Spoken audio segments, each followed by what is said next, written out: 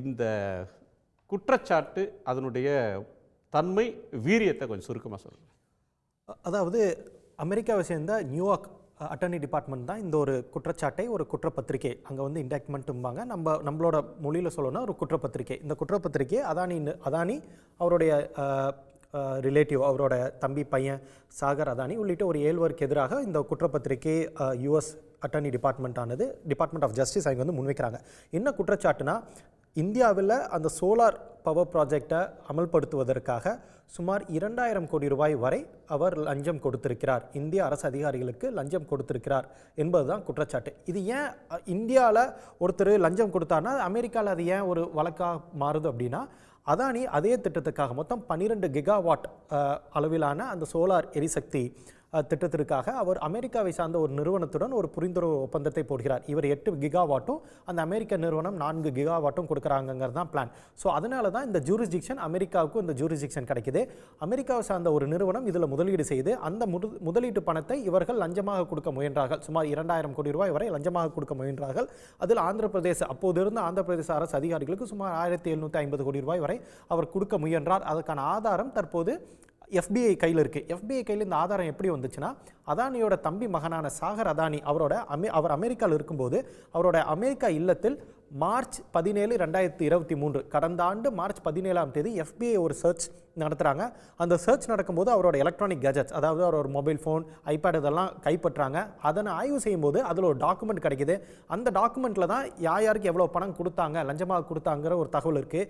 இதனை மையமாக கொண்டு தான் தற்போது டிபார்ட்மெண்ட் ஆஃப் ஜஸ்டிஸ் வந்து ஒரு கிரிமினல் இன்வெஸ்டிகேஷனை அதானிக்கு எதிராக பதிவு செய்து அந்த விசாரணையில் அடிப்படையில் ஒரு குற்றப்பத்திரிகை தாக்கல் செய்திருக்கிறார்கள். இது டிபார்ட்மெண்ட் ஆஃப் ஜஸ்டிஸோட கிரிமினல் இன்வெஸ்டிகேஷன். இதே மாதிரி SEC அங்கே இருக்க ஸ்டாக் எக்ஸ்சேஞ்ச் எப்படி நம்மளுக்கு செபின்னு ஒரு மார்க்கெட் ரெகுலேட்டர் இருக்காங்களோ, அதே போல் அமெரிக்காவை சேர்ந்த ஒரு SECங்கிற ஒரு மார்க்கெட் ரெகுலேட்டர் அவங்க ஒரு தனியான சிவில் சூட்டை ஃபைல் பண்ணியிருக்காங்க. அதில் என்ன சொல்கிறாங்கன்னா, அமெரிக்காவில் இது போன்ற ஒரு வழக்கு விசாரணை நடந்து வருகிறது என்பதனை அமெரிக்காவின் முதலீட்டாளர்கள், இந்த அதானி நிறுவனத்தில் முதலீடு செய்திருக்கும் அமெரிக்காவின் முதலீட்டாளர்கள், அதே போல நிதி நிறுவனங்களுக்கு அவர் தெரிவிக்கவில்லை, நிதி நிறுவனங்களை ஏமாற்ற முயன்றிருக்கிறார்.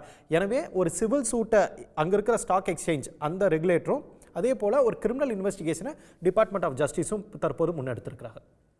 ஸோ இது பொலிட்டிக்கலாக என்ன தாக்கத்தை தரும்? ராகுல் காந்தி இந்த பிரச்சனையை தொடர்ந்து பேசிட்டு வர்றார். ஹிண்டன்பர்க் சர்ச்சையிலிருந்து அதானி மீண்டு எழுந்துட்டாங்க. இப்போ இந்த சர்ச்சைன்றது அதை விட காத்திரமானதா?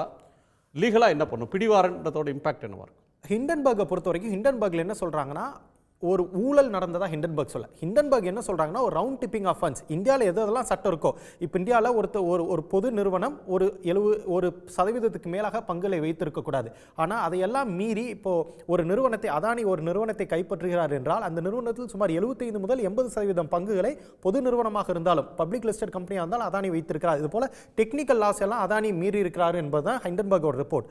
ஆனால் இப்போ வந்திருக்க ரிப்போர்ட் ஒரு கிரிமினல் இன்வெஸ்டிகேஷன், ஒரு ஆதாரத்துடன் அதானி ஊழல் செய்து என்பதற்கான ஒரு ஆதாரத்தை தற்போது அமெரிக்கா விசாரணை அமைப்புகள் முன்வைத்திருக்கிறது. இதனை தாண்டி பொலிட்டிக்கல் ரீதியாக நான் ஏன் பிரச்சனைன்னு சொல்றேன்னா, அதுல ஒரு அந்த என்டையர் ரிப்போர்ட்ல ஒரு மையப்புள்ளியாக இருப்பது SECI, அதாவது solar energy corporation of India limited. இது ஒரு பொதுத்துறை நிறுவனம், அதாவது மத்திய ministry of new and renewable energy, அதாவது புதிய எரிசக்தி துறை அமைச்சகத்தின் கீழ் வரக்கூடிய ஒரு நிறுவனம் தான் SECI.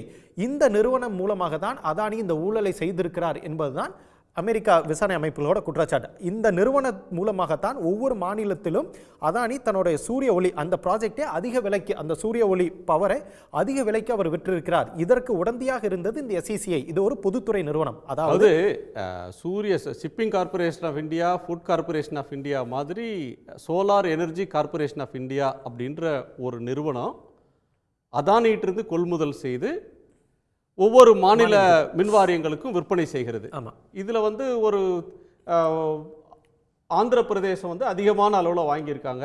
7 கிகாவாட் வரைக்கும், 7 கிகாவாட், 7000 மெகாவாட். ஸோ இந்த இதில் இவங்க ரோல் என்ன, அவங்க ரோல் என்ன? ஏன் SECI எங்கே வராங்க? இதில் SECI ஏன் வராங்கன்னு கேட்குறேன். அதனால தான் இப்போ நம்ம என்ன கேட்குறோம்னா, SECI ஒவ்வொரு மாநிலமும் SECI ஒரு புரிந்துணர்வு ஒப்பந்தம் போட்டிருப்பாங்க, ஒரு அக்ரிமெண்ட் சைன் பண்ணியிருப்பாங்க, ஒப்பந்தம் கையெழுத்திட்டு இருப்பாங்க. எங்களுக்கு 1500 இல்லை 1000 மெகாவாட் வேணும், ஒரு யூனிட் இத்தனை, ஒரு மெகாவாட் இத்தனைங்கிறக்காக ஒரு யூனிட் இவ்வளோன்னு சொல்லி ஒரு அக்ரிமெண்ட் சைன் பண்ணியிருப்பாங்க. அதனை தற்போது SECI வெளியிட வேண்டும். தமிழகத்தை எடுத்துக்கொண்டால் தமிழக அரசானது சுமார் 2.2 ரூபாய் 61 பைசாக்கு ஒரு யூனிட்டுக்கு சைன் பண்ண மாதிரி தகவல் இருக்கு. ஆனால் நமக்கு கிடைத்த தகவல் படி குஜராத் இதே ஒரு யூனிட்டை 3 ரூபாய்க்கு மேலே வாங்கியிருக்காங்க. ஸோ SECI ஒரு பொதுத்துறை நிறுவனம். அந்த பொதுத்துறை நிறுவனம் அதானி மாதிரி ஒரு தனியாருக்கு லாபத்தை ஏற்படுத்துவதற்காக இது போல மாநில அரசுகள் மூலமாக ஒரு தனியார் நிறுவனத்துக்கு லாபத்தை ஏற்படுத்தி இருக்கிறார்கள் என்பது நம்மளோட ஆதாரம் இல்லாத குற்றச்சாட்டு கிடையாது. இதே யூஎஸோட இண்டெக்ட்மெண்ட்ல அதே வார்த்தை இருக்கு. என்னன்னா SECI முதலாக ஒவ்வொரு மாநில அரசையும் போய் பேசுறாங்க. இந்த மாதிரி சூரிய ஒளியை நீங்க சூரிய ஒளி மின்சாரத்தை நீங்க வாங்கிக்கலாம் அப்படிங்கும்போது எந்த மாநில அரசும் வாங்க தயாரா இல்லை. ஏன்னா விலை கடுமையாக உயர்ந்திருந்ததுனால யாரும் வாங்க தயாரா இல்லை. அதனால தான் ஒவ்வொரு மாநில அரசும் இந்த விலைக்கு நாங்கள் வாங்க மாட்டோம்னு கடுமையாக ஒரு பரஸ்பர ஒரு நெகோசியேஷன் நடக்குது. அதனால தான் தமிழ்நாடு கவர்மெண்ட்டை பார்த்தீங்கன்னா 2 ரூபாய் 61 பைசாக்கு வாங்கியிருக்காங்க. அதே ஒரு யூனிட்டை குஜராத் 3 ரூபாய்க்கு மேலே வாங்கியிருக்காங்க. ஆந்திர பிரதேஷ் அதோட அதிகமாக வாங்கியிருக்காங்க. ஸோ ஒரு பொதுத்துறை நிறுவனம் ஒரு தனியாருக்கு, அதானிங்கிற ஒரு தனியார் நிறுவனத்துக்கு ஒரு லாபத்தை ஈட்டுவதற்காக எப்படி மாநில அரசுகளை ஏமாற்றி இருக்குது என்பதையும் இந்த ரிப்போர்ட்ல ஒரு ஆதாரத்தோட தெரிவிக்கிறாங்க. இதுதான் பொலிட்டிக்கலான, இந்தியாவில் ஒரு பொலிட்டிக்கலான ஆப்போசிஷனுக்கு கிடைச்ச ஒரு மிகப்பெரிய ஒரு அம்யூனிஷன் இதைத்தான் சொல்லுவேன். மத்திய அரசு நிறுவனம் அதானிக்காக மாநில அரசுகளை ஏமாற்றி இருக்கிறது என்பதுதான் சுருக்கமாக சொல்லணும்னா இதில் இருக்கிற பொலிட்டிக்கல் சாராம்சம். அமெரிக்கா எங்கே இதில் உள்ள வராங்க? இப்போ இந்த ஊரில் இந்த தில்லுமுள்ளு நடக்கிறது அப்படின்னா இங்கே இருக்கக்கூடிய CAG கண்டுபிடிச்சி சொல்லணும் இந்த தவறு அப்படின்னு சொல்லி. CAG ஆடிட்டில் ஆண்டுதோறும் பண்ணுற ஆடிட்டில் இந்த தவறை ஃப்ளாக் பண்ணியிருக்கணும். அல்லது ஒவ்வொரு மாநில அரசுக்கும் நஷ்டம் ஏற்படுகிறது அப்படின்ற அளவுலையாவது அவங்க சொல்லியிருக்கணும். ரெகுலேட்டரி ஃப்ராட் இருக்குது அப்படின்னா செபி இதில் தலையிட்டு இருக்கணும். ஏன்னா அவங்க தான் முதலீட்டாளருடைய பணத்துக்கான கம்பெனியை. கார்ப்பரேட் அஃபேர்ஸ் மினிஸ்ட்ரி இதில் ஏதேனும் ஒரு ரோல் அவங்களுக்கு இருந்திருக்கு. அவங்க ஒரு வகையான வாட்ச்டாக் அப்படின்னு எடுத்துக்கிட்டா.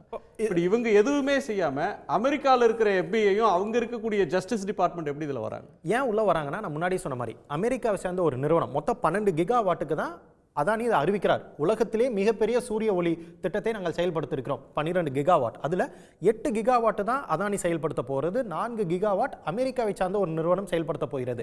ஸோ அந்த நிறுவனமும் இங்கே பணத்தை முதலீடு பண்ணியிருந்தாங்க இந்த திட்டத்திற்காக. எனவே அமெரிக்கா நிறுவனமும் இந்த திட்டத்தில் இணைந்திருப்பதால் அமெரிக்கா தனக்கு ஒரு ஜூரிஸ்டிக்ஷன் இருக்குங்கிறதா அமெரிக்காவோட ஜூரிஸ்டிக்ஷனல் அந்த ஆர்குமெண்ட்டாக இருக்குது. நீங்கள் சொன்ன மாதிரி 3 அமைப்புகள் இந்த இதில் தங்களுடைய கடமையை செய்ய தவறி இருக்கிறார்கள் என்பதையும் நாம் ஏற்றுக்கொள்ளலாம். ஒன்று, நீங்கள் சொன்ன மாதிரி CAG தான் ஒவ்வொரு பொதுத்துறை நிறுவனமும் ஒவ்வொரு அரசு துறை நிறுவனங்களும் சரியாக செயல்படுகிறதா, ஏதேனும் நஷ்டத்தை ஈட்டுகிறதா என்பதனை பார்க்க வேண்டும். ஆனால் இங்கே கடந்த 5 வருஷமாக ஒரே ஒரு CAG ரிப்போர்ட், கடைசியாக வந்த ஒரு CAG ரிப்போர்ட் NHA, அதாவது தேசிய நேஷனல் ஹைவேஸ் அத்தாரிட்டி ஆஃப் இந்தியாவில் நடந்த எப்படி மிகவும் அதிகமான விலைக்கு ஒரு சில ரோடுகளெல்லாம் கட்டமைச்சிருக்காங்கன்னு சொல்லி ஒரு ரிப்போர்ட் வருது. அந்த ரிப்போர்ட் வந்தோடனே அந்த ரிப்போர்ட்டை தயாரித்தவரை டெல்லியிலிருந்து கேரளாவுக்கு அவங்க ட்ரான்ஸ்ஃபர் பண்ணுறாங்க. ஸோ CAG பாஜகவுக்கு எதிராக எந்த ஒரு ரிப்போர்ட்டையும் கடந்த 3 வருடத்தில் வெளியிடவே இல்லை. எனவே CAG வேலை செய்யலிங்கிறதுக்கான ஆதாரம் நம்ம கையில் இருக்குது. இரண்டாவது, நீங்கள் சொன்ன மாதிரி செபி. ஏன் செபியோட ரோல் இங்கே ரொம்ப முக்கியம்னா, நான் உங்களுக்கு சொன்ன மாதிரி தான் 2 இன்வெஸ்டிகேஷனை அமெரிக்கா நடத்துது. ஒன்று criminal investigation by department of justice, இரண்டாவது SEC, அதாவது அங்கே இருக்கிற மார்க்கெட் ரெகுலேட்டர் என்ன சொல்கிறான்னா, மார்ச் 2023 ஒரு விசாரணை நடக்கிறது அதானிக்கு எதிராக.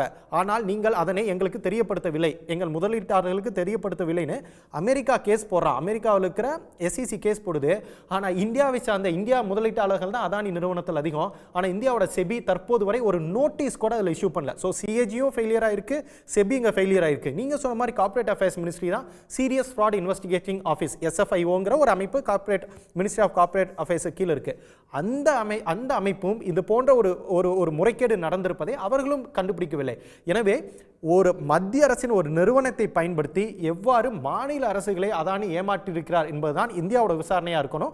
வெளிநாட்டில் விசாரணை அவங்க சொல்ற மாதிரி எப்படி அந்த அமெரிக்க நிறுவனத்தை பயன்படுத்தி அந்த பணத்தை எப்படி அவர் தவறாக பயன்படுத்த முயன்றார் என்பதை அமெரிக்கா விசாரிக்கலாம். ஆனால் இந்தியாவோட விசாரணை என்னவா இருக்கும்னா, இங்கே சொன்ன மாதிரி ஊழல் குற்றச்சாட்டையும் விசாரிக்கணும். இரண்டாவது, எப்படி மத்திய அரசின் நிறுவனம் எவ்வாறு தவறாக பயன்படுத்தப்பட்டது, இதனால் மாநில அரசுகளுக்கு எவ்வளவு நஷ்டம் ஏற்பட்டதையும் இந்திய விசாரணை அமைப்புகள் விசாரிக்க வேண்டும். ஸோ இதில் மிடில்மேன் இதை வாங்கி தர்ற ஒருத்தர் உற்பத்தி செய்கிறார், இன்னொருத்தர் வாங்குறார். அவங்க நேரடியாக வாங்கி கொள்கிற கொள்முதலுக்கு பதிலாக புதுசாக ஒரு கேரக்டர் SECIன்ற பேரில் solar energy corporation of India வருது. அவங்க ரோல் தான் இதில் டூபியஸ். அவங்க ரோல் தான் ரொம்ப டூபியஸ். காரணம் என்னன்னா, இப்போ ஒரு அரசாங்கம் ஒரு அமைப்பு உருவாக்குது, அந்த அரசாங்கம் தான் அதானிட்டு இருந்து இந்த கரண்ட்டை வாங்கி மாநில அரசுகளுக்கு விற்பனை செய்கிறார்கள். அவர்கள் இந்த விலையில தான் நீங்கள் வாங்கணும்னு ஒரு நிர்பந்திச்சம் ஒரு ஒரு ஒரு ஒரு பெஞ்ச் மார்க்கை கொடுத்துருக்கலாம், ஒரு ஒரு கேப் ஒரு டார்கெட் செட் பண்ணியிருக்கலாம். அது எதுவுமே பண்ணாமல் ஒரு ஃப்ரீ ஃப்ளோவாக கம்ப்ளீட்டாக ஒரு கேட்டை ஓப்பன் பண்ணி கொடுத்து அதானி சொல்கிற விலைக்கு வாங்கி கொள்ளலாம், அதானி என்ன விலை சொல்கிறாரோ அந்த விலைக்கு தான் வாங்கணும்னு சொல்கிறங்காட்டி தான் இந்த ப்ரைஸ் டிஃப்ரென்சியேஷனை பார்க்குறோம். தமிழ்நாடு வெறும் ₹2.61 வாங்கியிருக்கு, அதே குஜராத் ₹3 மேலே வாங்கியிருக்கு. லாபம் யாருக்குங்க? ஒரே இது சோலார் மூலமாக உற்பத்தி செய்யப்படக்கூடிய ஒரு கரண்ட்டுக்கு தமிழ்நாடு ஒரு விலையும் ஆந்திரா ஒரு விலையும் குஜராத் ஒரு விலையும் வாங்குவதால் தனியார் நிறுவனத்துக்கு அந்த நிறுவனத்துக்கு தான் லாபம்.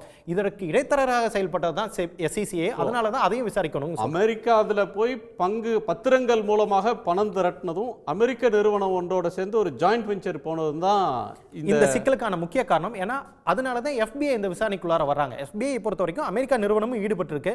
ஸோ அந்த நிறுவனம் ஈடுபட்டு இருக்காங்க, எங்களுக்கு ஜூரிஸ்டிக்ஷன் இருக்கு, அவங்களுக்கு ஒரு தகவல் வருது, பணம் லஞ்சமாக பாண்ட் இஷ்யூ பண்ணிருக்காங்க, பத்திரங்களை கடன் பத்திரங்களை வெளியிட்டது, அதனால அவங்க உள்ள வர முடியும்னு சொல்றாங்க. இல்லைங்க, அது அமெரிக்காவில் இருக்கிற பல்வேறு நிறுவனங்கள் ஃபைனான்சியல் இன்ஸ்டிடியூஷன்ஸ் அதானி நிறுவனத்தில் பாண்டா இஷ்யூ பண்ணியிருக்காங்க. அந்த பாண்ட் மூலியமா அதானி முதலீடு பெற்றிருக்கிறார். அதை தாண்டி நான் முன்னாடி சொன்ன மாதிரி ஒரு 4 மெகாவாட், இந்த திட்டம் 12 கிகாவாட்ல 4 கிகாவாட் அமெரிக்காவை சார்ந்த ஒரு நிறுவனம், அவங்களும் இந்த ஜாயிண்ட் வெஞ்சர்ல இருக்காங்க. எனவே ஒரு டைரக்ட் ஜூரிஸ்டிக்ஷன் அமெரிக்கா கிடைச்சங்காட்டி தான் FBI போய் சர்ச் பண்றாங்க. FBI சாகர் அதானிங்கிற அதானியோட தம்பி பையனை சர்ச் பண்ணி அவரோட மொபைல் எடுக்கிறாங்க. அந்த மொபைலில் தான் இந்த அனைத்து தகவலும் வருது. மார்ச் 2023 நடந்த விசாரணையை அதானி தற்போது வரை தெரிவிக்கவில்லை. இந்த நிமிடம் வரை செபிக்கு அவர் தெரிவிக்கவில்லை. எனவே தற்போது வரை இந்த இவ்வளோ பெரிய இஷ்யூ வந்ததுக்கு அப்புறமும் செபி ஏன் இன்னும் நோட்டீஸ் இஷ்யூ பண்ணலைங்கிறதா நமக்கு புரியாத புதிராக இருக்கு.